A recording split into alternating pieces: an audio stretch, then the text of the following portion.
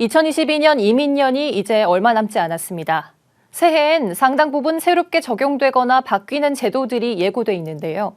어떤 것들이 달라지는지 일상생활에 반드시 알아야 될 내용들을 한하은 기자가 알려드립니다. 새해가 되면 새롭게 적용되는 제도들에 많은 관심이 쏠립니다. 내년엔 일상생활에서 피부로 느끼게 될 것들이 상당히 많이 예고돼 있습니다. 내년 최저임금은 올해 8,720원보다 5%, 440원 오른 9,160원입니다. 최저시급을 월급으로 환산하면 191만 4,440원 수준입니다. 주 40시간 유급 주휴를 포함해 209시간 근무를 할 때를 기준으로 올해보다 한 달 수령액이 9만 2천 원가량 많아지는 겁니다. 근로기준법상 최저시급은 업종과 상관없이 1인 이상 근로자를 둔 모든 사업장에 적용됩니다.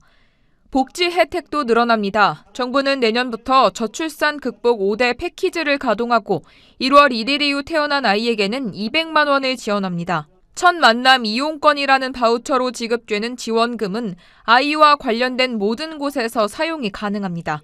또 임신, 출산 의료비 바우처는 60만 원에서 100만 원으로 오르고 신생아 수당도 2년 동안 매월 30만 원을 받을 수 있습니다.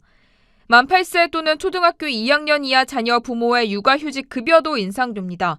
그동안 육아휴직 시 3개월까지 통상임금의 80% 수준에서 최대 월 150만 원까지 받을 수 있고 4개월부터 1년까지는 임금의 50% 수준에서 최대 월 120만 원까지만 받을 수 있었습니다.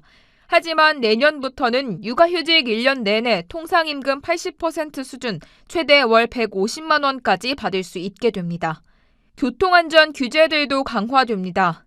새해부턴 우회전 시 횡단보도 녹색불에 보행자가 있는 경우 운전자가 일시정지하지 않으면 승합차 7만 원, 승용차는 6만 원의 범칙금이 부과됩니다. 보험료도 보행자 보호 의무 위반 횟수가 3회면 5%, 4회 이상이면 10%가 각각 할증됩니다. 어린이 보호구역이나 횡단보도에서 과속 등 교통법규를 위반한 운전자는 내년부터 자동차 보험료가 할증됩니다.